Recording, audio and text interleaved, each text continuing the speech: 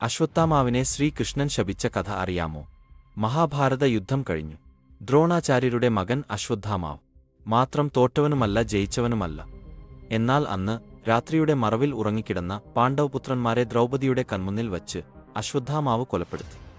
തിരിച്ചെത്തിയ പാണ്ഡവർ കണ്ടത് തങ്ങളുടെ മുഴുവൻ സൈന്യങ്ങളും തീയിൽ ചുട്ടെരിഞ്ഞിരിക്കുന്നു. എന്നാൽ അതിലും ഉപരി മറ്റൊരു കാഴ്ച അവരെ വേദനയിൽ ആഴ്ത്തിയത്.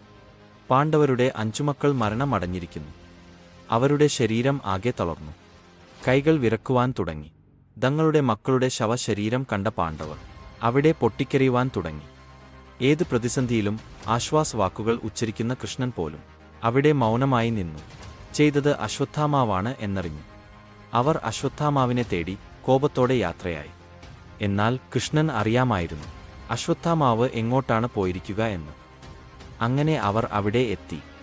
ഈ സമയം അശ്വത്ഥാമാവ് അഭിമന്യുവിന്റെ പത്നിയായ ഉത്തരയുടെ ഗർഭസ്ഥ ശിശുവിനെ കൊല്ലുവാനായി നിൽക്കുകയായിരുന്നു.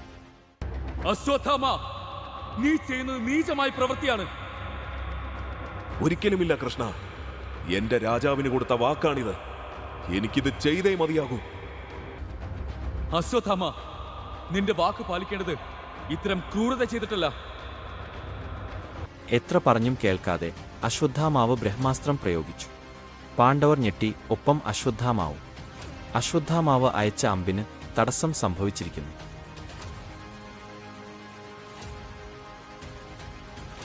അശ്വത്ഥാമാ, നീ ഒരു യുദ്ധത്തിന്റെ അവസാനമല്ല, ഒരു വംശത്തിന്റെ അവസാനത്തിനാണ് ലക്ഷ്യമിട്ടത്. എന്നാൽ നീ മായ്ച്ചു കളയാൻ ശ്രമിച്ച ഭാവി വീണ്ടും ഉയരും. ആ കുട്ടി ജീവിക്കും, പക്ഷെ നീയും ജീവിക്കും അശ്വത്ഥാമാ.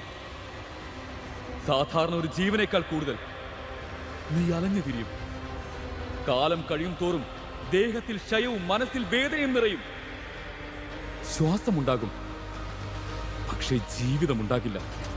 അശ്വത്ഥാമാവിന്റെ നെറ്റിയിൽ ശക്തിയുടെ ഉറവിടമായ ഒരു രത്നം ഉണ്ടായിരുന്നു.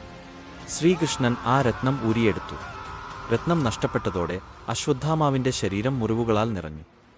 സ്നേഹവും കരുണയും മനസമാധാനവും ഇല്ലാതെ അദ്ദേഹം എന്നേക്കുമായി ഭൂമിയിൽ അലയാൻ വിധിക്കപ്പെട്ടു. അശ്വത്ഥാമാവ് ഇന്നും ജീവിച്ചിരിപ്പുണ്ടെന്ന് വിശ്വസിക്കപ്പെടുന്നു.